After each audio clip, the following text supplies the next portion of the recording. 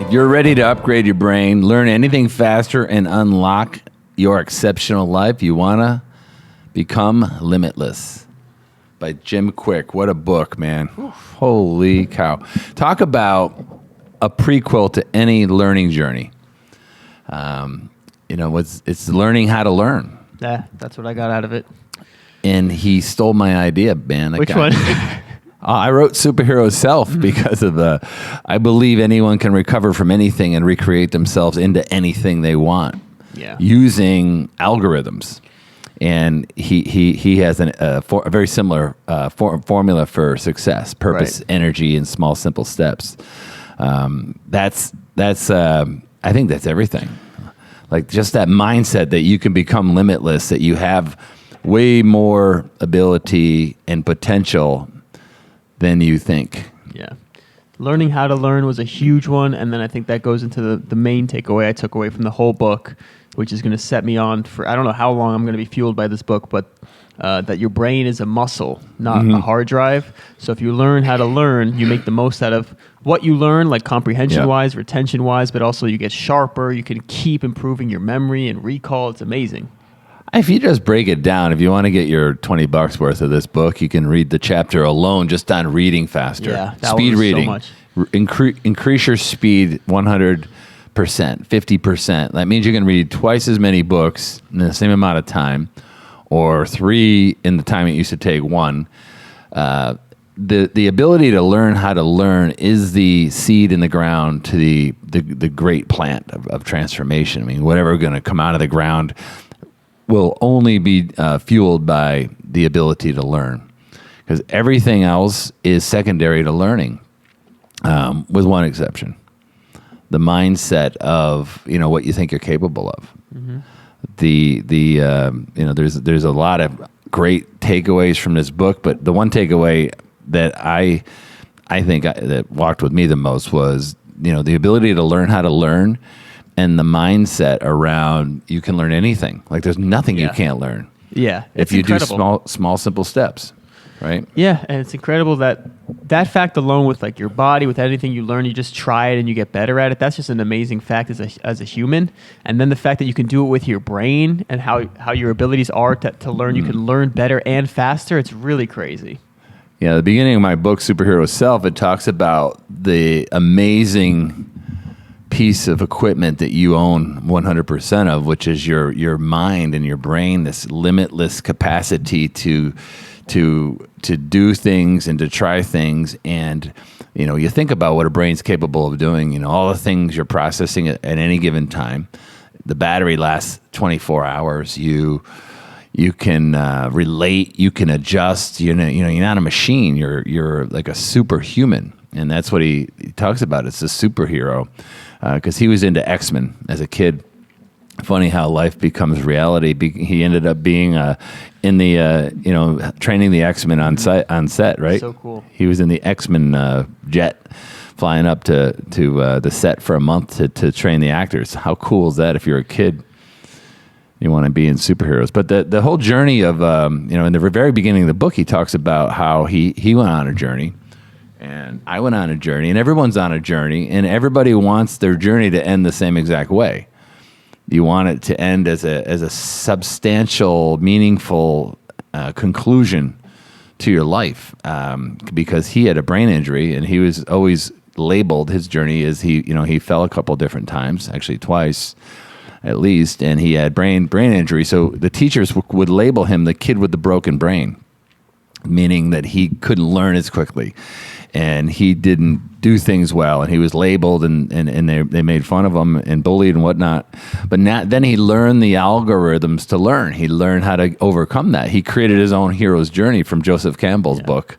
How the hero has a problem, and the hero goes on a journey away from the known world where everything is safe to an unknown world where things aren't safe. So he stretched himself and learned. He got mentors. He learned systems. He learned techniques that you'll learn in this book.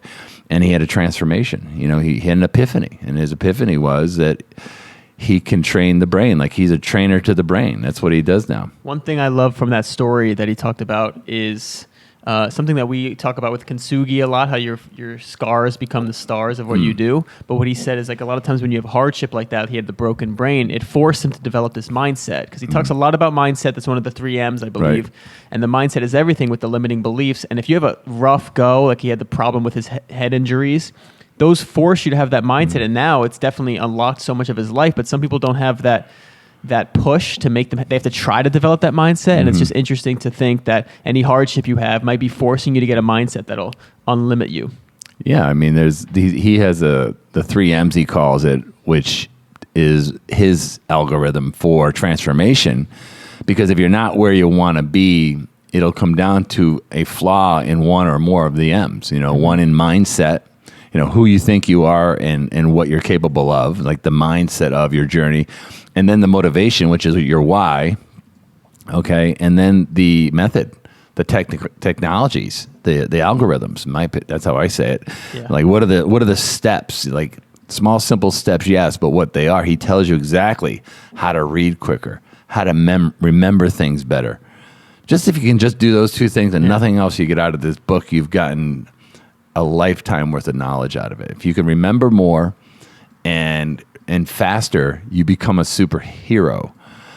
So that those 3 M's of motivation, the what, why, and how to transform are incredible. And he offers great ideas on how to do that. One of course I love is superhero. Yeah. Every superhero has supervillains. Yeah.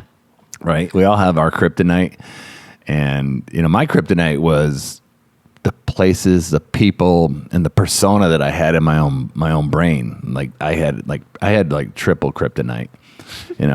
People that they were great people I hung out with, but a lot of them dragged me down what my mentor would call Primrose Lane. Right. Like somewhere you don't want to go I was down there like literally every day, and these places weren't good places to be. They weren't cathedrals of transformation. They were, dens of debauchery. And when we have the wrong people dragging you to the wrong places, you become the wrong person.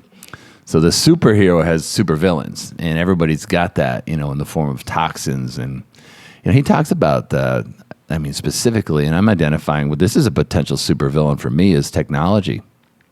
The 4 Ds of digital problems. Digital deluge. You just get inundated with information now. Like the average human being today takes in more data and stimulus than the average human being from 1,000 years ago did in a lifetime in one day. Crazy. So you're overloaded, right? So he has processes to curate that, right? A curator at a museum is a very important job because there's so many things you can see in an exhibit. It makes you see the most important and relevant things first or at all. And it curates that. So he gives you some technique on curation and then digital distraction. Yeah.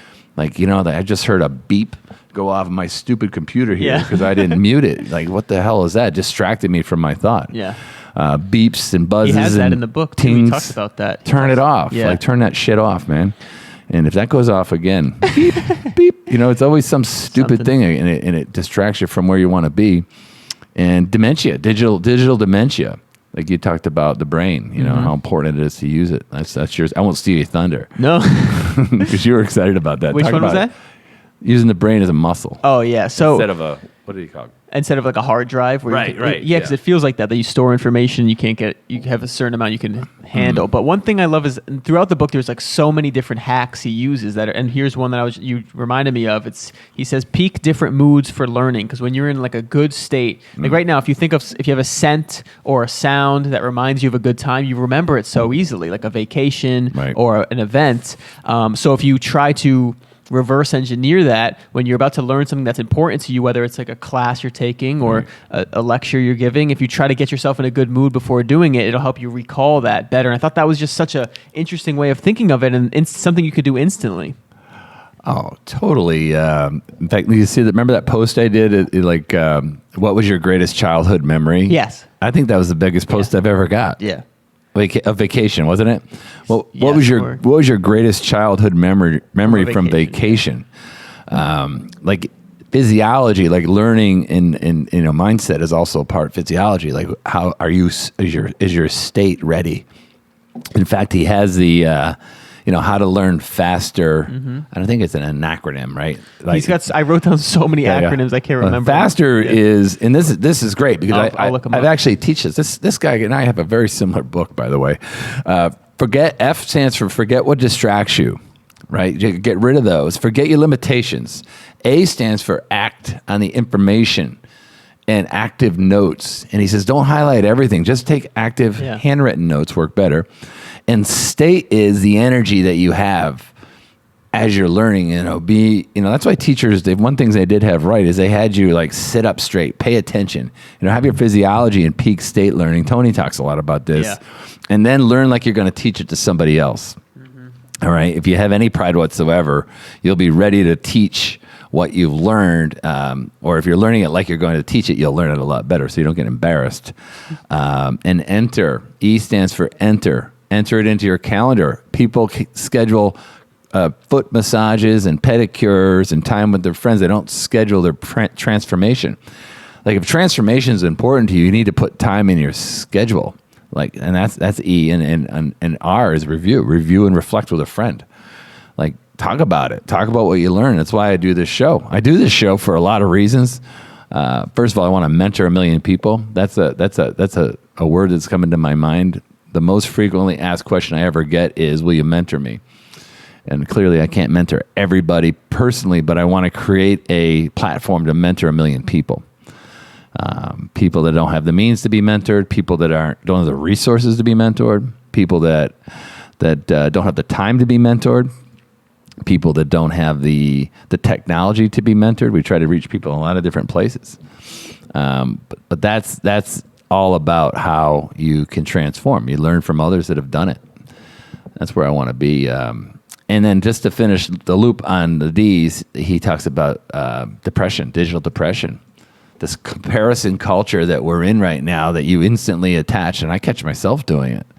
I even know it's happening to me. Like the envy, Warren Buffett said that it's not greed that runs the world, it's envy. Like people want what others want. It's actually evolutionary. There's an evolutionary bias that you want to have what other people have, because that's status and power and survival.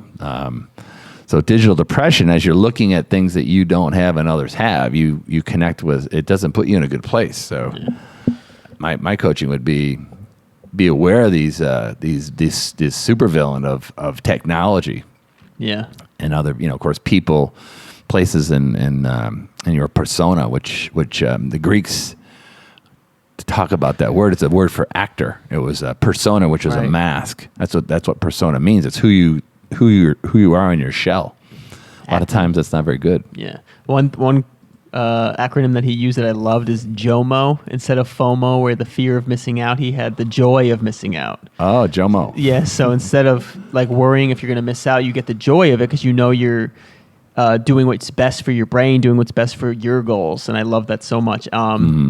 And another thing that I like is positivity, the positive mindset we talked about, but association.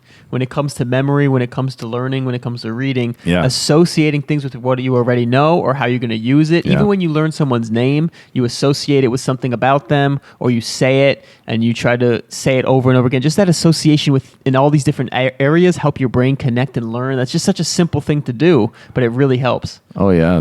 Well, we learn. Our brain turns words into pictures. So we don't have words were invented. We always communicated through story, through pictures, through story and through pictures.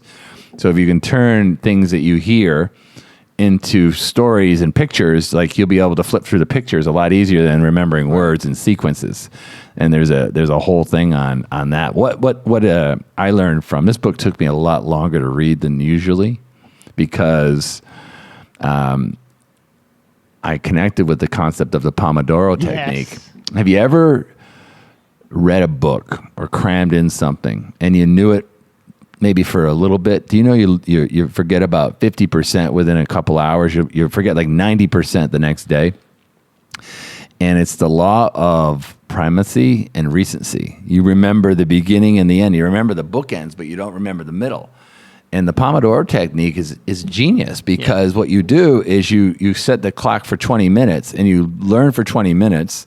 So you got 2 chunks of 10 that you can remember, primacy and recency, and then you stop for 5 minutes and you make those connections in your brain, right, that you're talking about, and then you start over again, another 20 minutes. You'll have more beginnings and endings if you do that as opposed to just reading for 3 hours at a time or 2 hours or an hour. So awesome. That's like, if you add the Pomodoro technique, speed reading, and memory tools in this book, you are home. Like you're going to transform. The only thing you're missing now is strategy. That, and I don't know if we touched on this a little bit, but the subconscious, like limiting beliefs, he's big on that as well. It's like, if you don't understand what you actually believe, like, can you read this much faster? Can you learn this? Your behavior is really driven by your beliefs. And a lot of it is like the health. He goes into the nutrition that you need, the sleep you need, even movement. He talks about to keep your body and mind healthy so you start to believe it. He says the biggest programmers of your limitations are your parents. That's an interesting one. Your parents know everything, and they're the ultimate authority in your life, right? They're your life source. And they program you, get a good job, you're supposed to sit here, do what you're told, this is who you are, this is who we are. And all that's all bullshit and complete bullshit, because humans are obviously capable of many, many things. Because 2 humans, in so many cases, started in the very same town with the very same economics, and one became Bezos, the other one became some bozos. Right? You got Bezos and you got bozos. I'm sure there's tons of case studies of someone who went to school with Jeff Bezos and ended up being a bozos. Right? The 7 lies, I want to read them. Here are the 7 lies, right? And I'll frame it. The 4-minute model was once impossible. There was never going to be a man that walked in the moon. The world was flat. It's impossible to travel through manned air flight. So many people disprove that, all right? And Copernicus says, like, the Earth is the center of the universe. Like, people program these lies. They're easy to believe. Here are 7 lies that you need to pay attention to. Intelligence is fixed, right? Lie. We only use 10% of our brains, right? Lie. Mistakes are failures. Lie. Einstein says if someone never made a mistake, they never tried anything. Right. Knowledge is power. Lie. I know a lot of people that know a lot that don't do anything with it. Applied knowledge is power. Criticism of other people matter. Who cares? Like I'd be lying under my bed right now if I believe this. Learning new things is difficult. Bullshit. Like what's difficult? Anything can be learned if you break it down into small enough steps. Genius is born, it's not made. Not true. All lies. Yeah. And these are things you hear every day. What do you think, man? I like the one thing I think I have left out so far is motivation. And it has the formula for it, which is your purpose times energy times small, simple steps. Right. So you have the small steps, but I love the energy portion, which he talks about nutrition, sleep, and just energy, and then your purpose. Like, why are you doing it? What are your beliefs? And that's motivation. And the last thing about motivation is not something you have, it's something you do. And I think that's huge. Right. Yeah, you got to exercise motivation. Yeah. You got to have it in your mind, like why you're doing it and how you do it and what you do. The 3 M's. He tells a story about his sister that kept sending him text messages of a pug. Yeah. Right. And she's like, why is he sending me these messages of this dog, these little shrumpy looking dogs? And he goes, oh my God, it's her birthday coming up. She must want a pug. And then so he wants to get her a pug. Now everywhere he goes, he sees a pug. He sees how prominent pugs are. They're everywhere. He sees pugs walk into the store. He sees them in someone's car. He sees pictures of pugs. He sees them in commercials. And it's the reticular activating system that's working, all right? Because in social media does this to you. Do you ever wonder why you see the same types of social media? It's your reticular activating system curating what you see. Your brain has that already. And if you ask yourself a question, you're going to create a picture in your mind, remember? And you'll start to notice that picture. You'll welcome that picture into your life. And that's the power of that system. the reticular activating system. I love that. I love that too. Yeah, That's and the filter algorithms, computer algorithms do it to you, but you should understand why that works for you and learn how to do it for yourself for the better. Like sometimes the Facebook and Google and all these people are not in your best interest when they're giving you these feeds. They're trying to distract you. And they're trying to persuade you. Ready for this quote? I think you're going to love it. It might sum up the whole book. We might be able to end it here. It says this: give a person an idea and you enrich their day. Teach a person how to learn and they can enrich their entire life. That one is amazing. That's what the book's about. Wow. So I'll close with this concept. Go ahead. I picked up on this this morning when I was doing a little prep. We're all in this cocoon now. Mm-hmm. And he talked about a story of how the caterpillar goes into a cocoon, and this little kid found a caterpillar, and his mother let him keep it, and he had to feed the caterpillar because caterpillars eat a lot of leaves, and he kept feeding it, and soon he found that the caterpillar was spinning its cocoon around, so it was creating a cocoon. We're all in a cocoon right now. So here's a metaphor: the caterpillar is spinning the cocoon, so in the cocoon is where all the work happens. That's where all the growth happens. The butterfly is the beauty that comes out of it. But the little kid saw the caterpillar trying to get out of the cocoon, and he ended up cutting the caterpillar out. And the caterpillar came out deformed. It wasn't ready. And and he was upset. And he asked his mother, "What happened?" He says, "Well, you didn't keep it in there long enough. You didn't work on it. It's like almost it didn't cook fully." Right? And that's a metaphor for, as you're recreating yourself and you're stuck, and don't come out too soon. Just make it right once. My grandmother says, do it right, do it once. And then transformation can occur. When you're learning in your cocoon, even if it's a little bit each night, learn the right way. Take into these technologies to learn and attach it and use it. Learn it to teach. Be aware of the lies that the world's throwing at you. And if you want to transform, learning how to learn more quickly and remembering what you learn is the superpower, I think, that can get you home. Awesome. Boom. Thanks, everyone.